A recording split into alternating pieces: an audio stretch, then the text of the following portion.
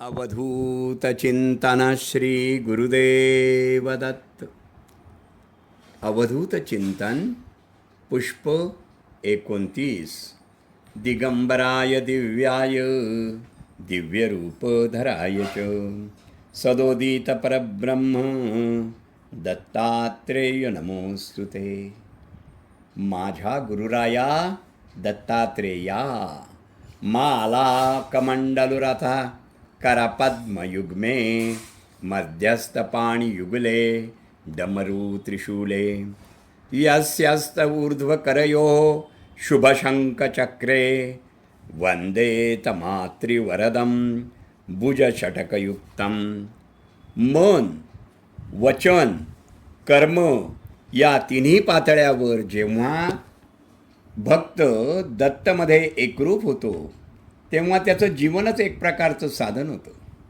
आजच्या धावपळीच्या युगातही जेव्हा माणूस भांबावून जातो, तुटतो, थकतो, तेव्हा त्याचा आधार द्यायचं काम दत्तगुरू करतात. आणि म्हणूनच आपल्या प्रत्येक यशामागे, शांततेमागे, स्थैर्यामागे एक न दिसणारा असा हात असतो आणि तोच दत्तप्रभूंचा आशीर्वाद असतो. श्री दत्तप्रभूंचे दर्शन, स्पर्श, संभाषण, अनुग्रह प्राप्त झालेल्या भक्तांना त्यांचे सतत रक्षण मिळत असते. इहलोकात काय किंवा परलोकात काय प्राप्त होणारे महदाश्चर्य दोन्ही दत्त महाराज देतात. मानव विविध देवतांना वेगवेगळ्या स्वरूपात भजतात.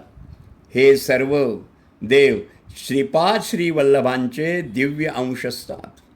त्या देवतांकडून श्रीपाद श्रीवल्लभ त्या भक्तांना अनुग्रह देत असतात. दत्त महाराज हे देणारे आहेतच, मात्र ते काय देऊ पाहतायत हे आपल्याला ओळखायला लागते. महाराज जे देतात ते आपल्या हिताचेच असते, मात्र आपण त्याचा अर्थ समजण्यात कमी पडतो. भक्तांनी फक्त एकच प्रार्थना करावी, हे प्रभू दत्तात्रेया, भगवान माझ्या पायात एवढं बळ दे की धावत धावत मी तुझ्या दारात येऊ शकेल. मला अशी बुद्धी दे की रोज सकाळ संध्याकाळ मी गुडघे टेकून विनम्रपणे प्रणाम करू शकेल. मी 100 वर्षे जगावे किंवा 50, ही तर तुझी इच्छा. माझी तर एकच इच्छा आहे, जोपर्यंत कंठात प्राण आहे तोपर्यंत मुखात तुझे नाम असावे. दानासाठी माझे हात कधीच थकू नयेत.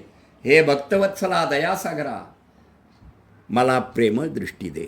श्रद्धेने झुकणारं मस्तक दे. सहकार्य करणारे हात दे. सन्मार्गावर चालणारे पाय दे. आणि सदैव तुझे स्मरण करणारे मन दे. हे प्रभो, आपल्या लेकराला आपली कृपादृष्टी आणि सद्बुद्धी दे. दीनांचा गुरुराज दयाळू, भक्तासाठी होत कृपाळू. जटाधारी परब्रह्म सावळे, पाहुनी मन ध्याले. आज मी दत्तगुरु पाहिले. शुभं भवतु, शुभं भवतु, शुभं भवतु.